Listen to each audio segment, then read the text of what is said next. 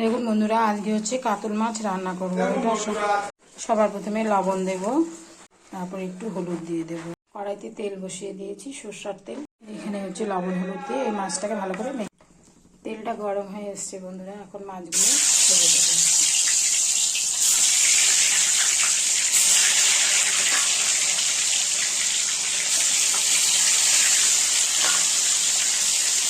দেখুন বন্ধুরা, এই টমেটোগুলো কিন্তু আমার ছাদ বাগানের টবে হয়েছে। এগুলো সাইজটা ছোট, এর আগে বড় বড়গুলো শেষ হয়ে গেছে।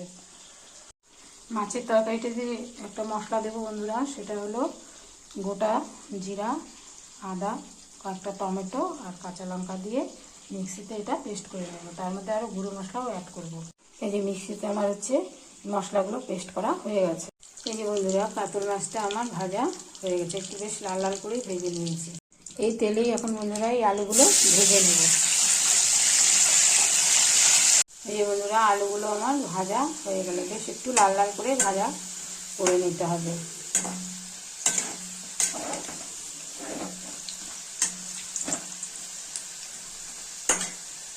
এখন বন্ধুরা এই তেলেই হচ্ছে কয়েকটা ফোড়ন দেব।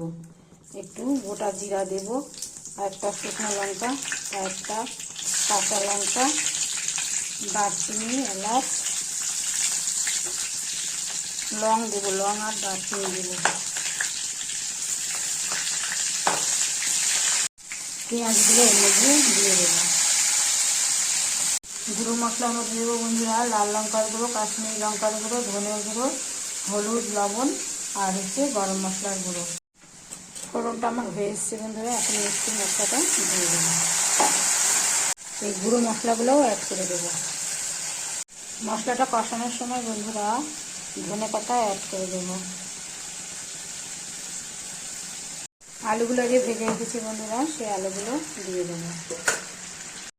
এখন গুঁড়ো গরম মশলাটা অ্যাড করব।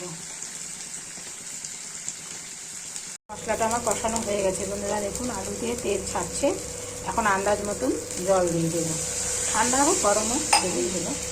ঝোলটা ফুটে এসছে বন্ধুরা, এখন মাছগুলো দিয়ে দেবো।